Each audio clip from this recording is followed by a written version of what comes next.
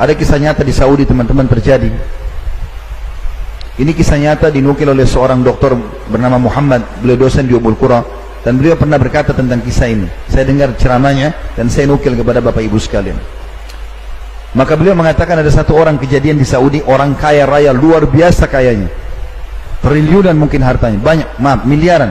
Kalau saya tidak salah dia tinggalkan harta waktu itu kalau kita hitung rupiah 600 miliar. Dia meninggal, tapi tidak ada istri, nggak ada anak. Saking cintanya sama harta, nggak mau takut istrinya nanti ambil hartanya pun nggak menikah. Dia meninggal tiba-tiba, subhanallah, tinggalkan sekian banyak hotel, banyak peninggalan harta.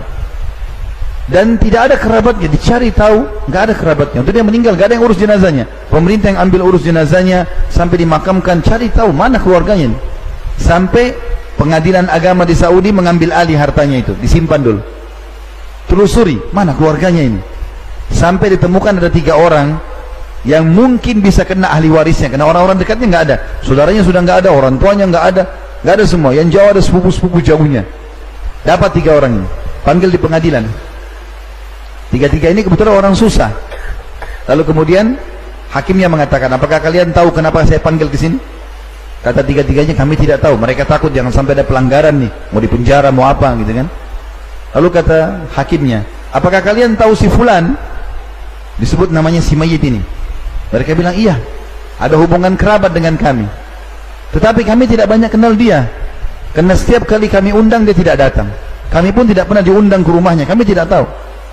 Kata hakimnya, dia baru saja meninggal, dan dia meninggalkan harta yang cukup banyak. Harta yang cukup banyak. Harta itu kami sudah cari, nggak ada ahli waris kecuali kalian bertiga nih. Maka kami akan berikan kepada kalian. Bayangkan teman-teman, orang miskin tiba-tiba dapat 200 miliar satu orang. 1 miliar itu 1000 juta. Nggak kerja, nggak apa ini. Masing-masing 200 miliar, 200 miliar, 200 miliar. Tanda tangan, ceknya akan cair. Waktu mereka mau keluar dari pengadilan, ini saksi bahasan, perhatikan baik-baik. Apa kata hakimnya? Sebentar, sebelum kalian pergi, ada saran dari saya saja, kata hakim. Kata mereka bertiga, apa itu? Ini kan si mayit, rahimahullah, semoga Allah rahmati, meninggal tinggalkan harta banyak. Seperti kalian lihat ini, sekian ratus miliar. Maka saran saya, dia tidak sempat bangun masjid dan buat amal. Bagaimana kalau kalian keluarkan masing-masing 300.000 real, ya sekitar 1 miliar lah ya. Satu orang 1 miliar, berarti 3 miliar. Lalu bangunkan buat dia masjid.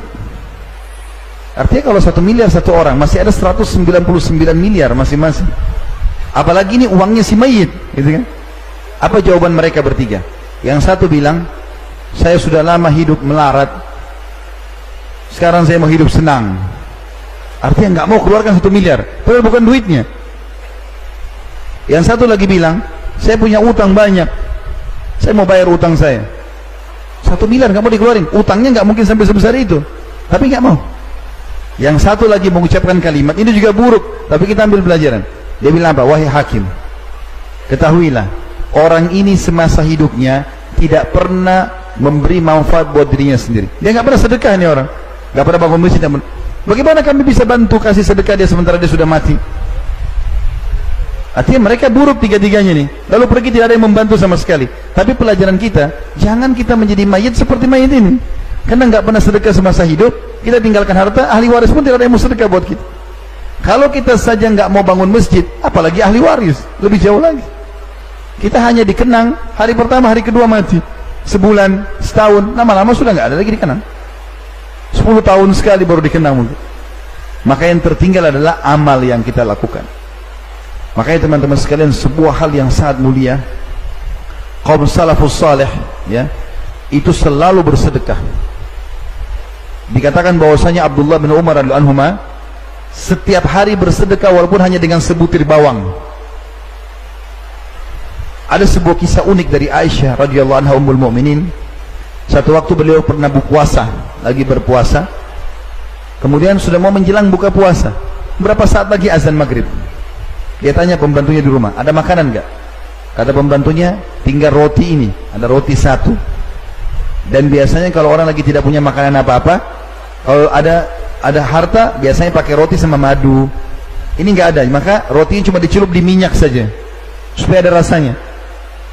Cuma ini ya Ummul Mukminin, roti ini sama minyak. Kata Aisyah radhiyallahu anha, tidak apa-apa, siapin untuk buka puasa. Menjelang berapa saat mau buka puasa nih, bayangkan tidak ada makanan, tidak ada apa-apa di rumah. Lalu kemudian ada orang ketuk-ketuk pintu rumah Aisyah radhiyallahu anha. Diketuk-ketuk. Setelah ketuk teman-teman sekalian, dibuka oleh pembantunya Aisyah. Banyak orang miskin minta makanan. Maka kemudian pembantu ini bilang, Amirul Mukminin, ada orang miskin minta. Kata Aisyah, kasih roti itu. Jangan potong-potong, kasih semua. Tapi kita tidak ada untuk buka puasa, kasih saja. Tidak usah khawatir. Dengan zat yang tidak akan pernah mati selamanya, Allah SWT. Kasih aja. Dikasih sama pembantu tersebut. Subhanallah, orang miskin itu dikasih. Baru berapa langkah dia jalan, belum hilang bayangannya, masih ada. Ada satu masyarakat Madinah ngirim ke rumah Aisyah, karena tahu Aisyah puasa, 1 ekor kambing pakai za'faran, wangi-wangian, roti gandum, nampan besar, bisa 20 orang makan. Kirim, ketuk rumah.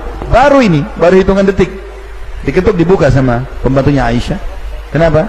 Ini ada makanan buat buka puasanya Ummul Mukminin. Maka pembantu itu bilang, Amirul Mukminin, ada makanan. Alhamdulillah, datangkanlah. Terima kasih, jazakallah khair. Pergilah orang itu, lalu makanlah buka puasa mereka berdua. Setelah kenyang, masih banyak ini untuk 20 orang.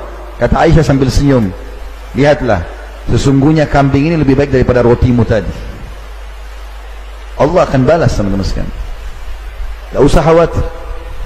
Bahkan Allah SWT mengatakan dalam Al-Quran, A'udzubillahi minasyaitonirrajim, Man ja'a bil hasanati falahu asyru amthaliha. Siapa yang melakukan satu perbuatan baik, maka pasti Allah akan balas dengan 10 kali lipat, minimal itu.